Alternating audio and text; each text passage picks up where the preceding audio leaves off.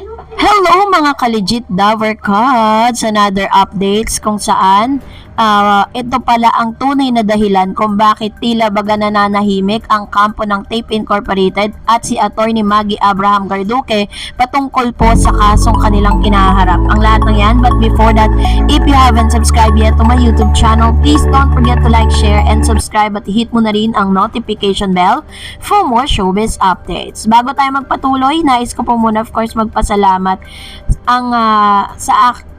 lais ko po kayong pasalamatan sa palagian ninyong panonood at pagsubaybay sa ating mga updates. So to give you a recap kung saan Marikina Regional Trial Court had dismissed the production firm owned by convicted rapist Romeo Haloso Sr. that the trio of Tito, Vic, and Joey De Leon, collectively known as TBJ, were merely employed throughout their 4 decades stint as a host of Eat Bulaga. In upholding TBJ's ownership of the name Eat Bulaga, Judge Romeo D. Sontagra of Marikina Regional Trial Court 273 said Tape Incorporated hired the comedian as not as employee but host or talent because of their unique skills, talent, celebrity status not possessed by other employees. So, sa Marikina Regional Trial Court pa lang, pinatunayan na po ng RTC na ang TBJ ay hindi po empleyado ng Tape. No? So ito yung talagang isa sa mga nagpatunay na sila po ay kumbaga parang hinire po sila dahil nakitaan sila ng talent at ng kanilang kakayanan na mag-host, no? The Haloso scam also failed to show any proof of employee relationship with TBJ as well as evidence of control in the noontime show production, the court said. So napatunayan din ng korte na wala pong proof na ipinakita ang Tape Incorporated na nagkaroon sila ng employee relationship sa TBJ, kaya po na ipanalo nila ito. Kasi ang pinipilit po kasi nitong si Attorney Maggie Abraham Garduque na ang Eat Bulaga ay pagmamay-ari ng Tape dahil ito po ay empleyado po nila ang TBJ, no? Ganun po kasi yung laging sinasabi ni Attorney Maggie na bagay na hindi po kinasihan ng korte. The Haloso scam also failed to show any proof, no? Since plaintiff Tito, Vic, and Joey are not employees of Tape, which based on Tito's testimony was only more of the triumvirate financial partner and marketing. Yun. Kumbaga parang ganito lang siya. Parang pinahiram kita ng puhunan para magpatakbo ka ng isang negosyo, but it doesn't mean na empleyado mo ko. Parang ganun yun eh. Then all the audiovisual recording of the episode of Eat Bulaga they made, including all the segment that comprise each episode, should therefore be owned by them. Ito po yung decision ng Marikina Regional Trial Court sa korte. As the legal battle of Eat Bulaga ensued after TBJ and majority of the show longtime hosts of left Tape Incorporated over creative and management differences.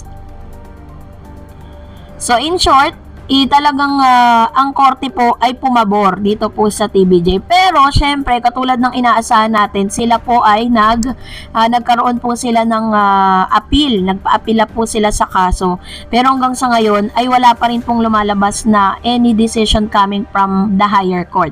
Pero ang tanong po ng marami, bakit tila baga iniiwasan ng Tape Incorporated na mapag-usapan ng kaso ngayon na dun sa pag-apela nila sa higher court? Kasi napapansin po ng ilang mga netizen na tila baga nananahimik. Kasi dati, every now and then, ito pong si Attorney Maggie, lagi po yung nagpapa-interview at naglalabas ng kanyang saloobin at ng ilan sa mga statement niya patungkol po dito sa nasabing case. Pero this time, tila baga nananahimik at nakashut yung kanilang mga mouth patungkol dito. Although ang Eat Bulaga, ang TBJ po ay talagang ninanamnam na yung victory na meron po sila matapos na ibigay at i-honor ng Marikina Regional Trial Court ang titulong Eat Bulaga or trademark na Eat Bulaga sa TBJ. According po sa ilang source, kaya daw di umano nananahimik ito pong si Attorney Maggie Abraham Garduque dahil yung mga panahon na sobrang ingay ng kaso na parang 'di ba parang feeling nila sila talaga yung totoong nagsasabi ng totoo, ganyan. Nagkaroon po kasi parang na-judge sila ng todo doon eh. Kumbaga parang yung trust ng mga tao, yun po yung nawala, 'di ba? Talagang sobrang nagalit sa kanila yung mga tao.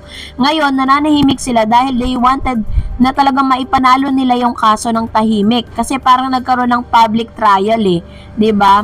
Kumbaga parang hinusgahan po sila ng buong Pilipinas at buong mundo na nagmamahal sa TVJ dahil po doon.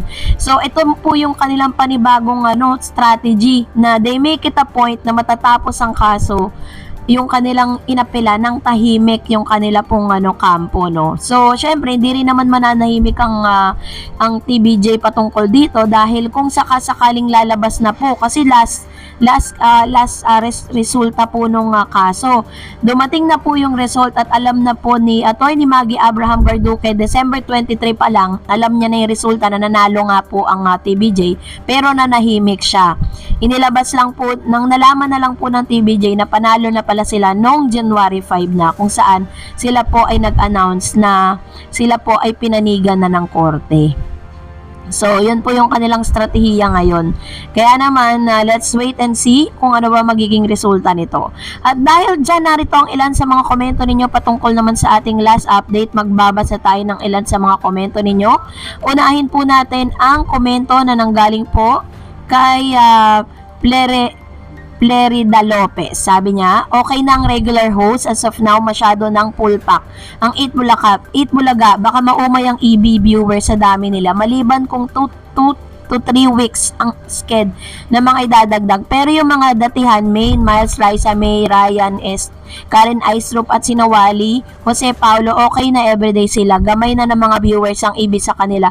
Actually, totoo po yun, no? Kasi pag sobrang dami, katulad po sa tape ngayon, diba? Sobrang dami po. Kaya ngayon, parang nag-schedule na lang sila. Parang naging mukhang palengke tuloy yung kanilang yung kanilang noontime program. But anyways, tama naman po yung sinasabi niya na magkakaroon man ng bago, syempre, 'di ba? Na make sure na talagang kumbaga para ipapakita ng TVJ na talagang kaya nila na pasikatin katulad na nangyari ngayon, 'di ba? Kay